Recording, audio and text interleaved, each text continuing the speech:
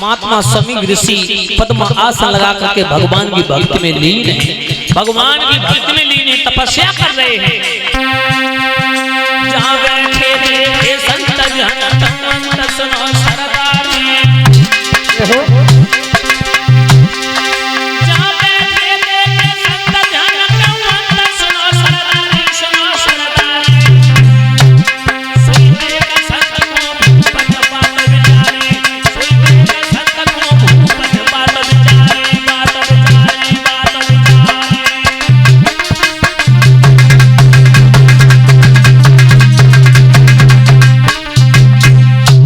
जो महात्मा समीक ऋषि को देखा, परीक्षित सोचने लगे कि महात्मा ने हमें देख करके आंखें बंद कर दी।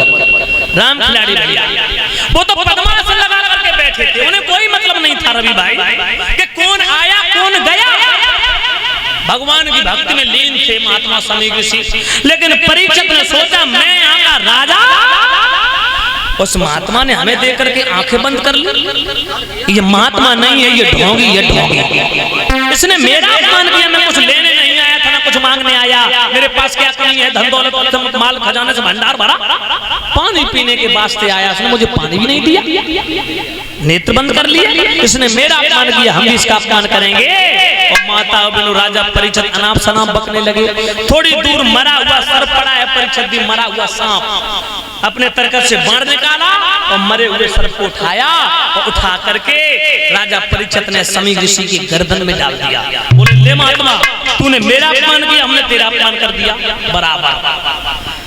माता बहनों भाई बंधुओं, कलयुग का प्रभाव है, क्योंकि राजा के मुकुट में कलयुग बैठा है। राजा के द्वारा पाप करवाया गया, लेकिन राजा ने पाप जानबूझ के किया नहीं। परीक्षित तो वहां से चले गए माताओं, महात्मा को नहीं मालूम था कौन आया कौन गया, लेकिन समीक ऋषि तो पद्मासन लगा के बैठे भगवान की भक्ति कर रहे और गले में मरा हुआ सर्प लटक रहा। समीक ऋषि के पुत्र जब श्रृंगी ऋषि आए और श्रृंगी ऋषि ने अपने बाप के गले में मरा हुआ सर्प देखा, क्रोध में आग बबूला हो गई। बोले बाजी बा, मेरे बूढ़े महात्मा तपस्वी पिता का किसने अपमान किया, जो सच्चे साधु सच्चे सन्यासी का अपमान करके उनके गले में मरा हुआ सर्प डाल करके उनकी बहुत बड़ी निंदा की, किसने किया, कौन है वो पापी। ऋषियों ने कहा जो ऋषि बालक खेल रहे थे वहां के थोड़ी देर पहले महाराज परीक्षित आए थे। श्रृंगी ऋषि कहने लगे बाजी बा, परीक्षित तुम यहाँ के राजा हो तो इसका मतलब ये नहीं कि तुम संत महात्माओं का अपमान करो, तुमने मेरे पिता का अपमान किया। मैं समीक पुत्र श्रृंगी अपने पिता को साक्षी मान करके मैं तुम्हें श्राप दे रहा हूं, तुमने मेरा पिता का अपमान किया है मरा हुआ सर डाल करके, हम भी अपने पिता का अपमान का बदला तुमसे अवश्य लेंगे। और धन के मतवाले राजा, ओ माया मद के दीवाने, ओ मेरे हाथन से पूछ तेरी भेजी विश्व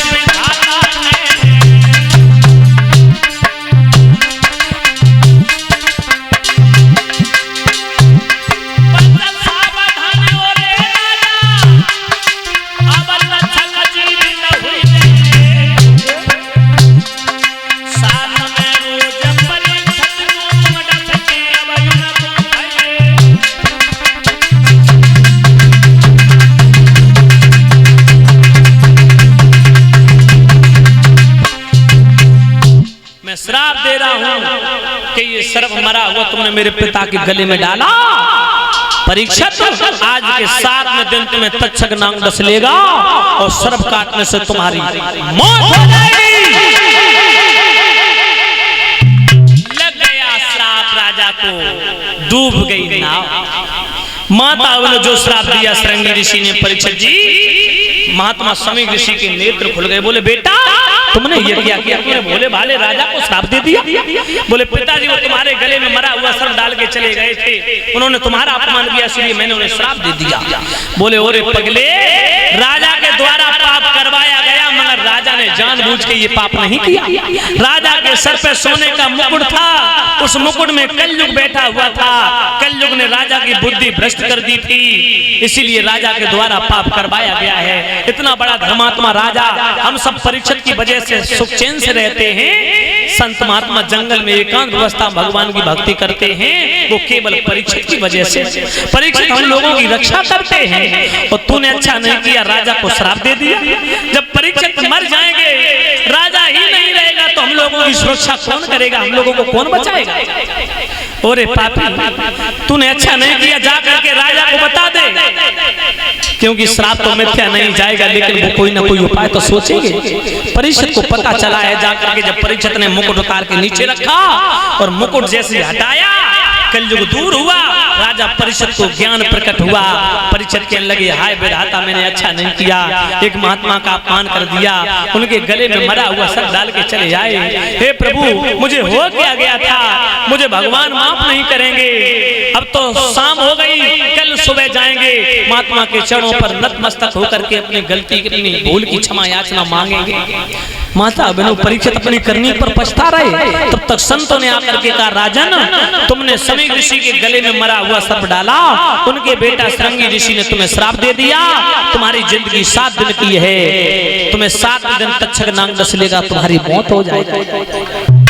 माता बहनों, भाई बंधुओं, राजा को दुख इस बात का नहीं हुआ कि मुझे मौत मिलेगी, मैं मर जाऊंगा। दुख इस बात का हुआ है कि अगर मेरी सर्प काटने से मौत होगी, तक्षक नाग डसने से मेरी मृत्यु होगी, तो मुझे अधोगति में भटकना पड़ेगा, मुझे भूत बनना पड़ेगा, भूत और प्रेत योनि में जाना पड़ेगा।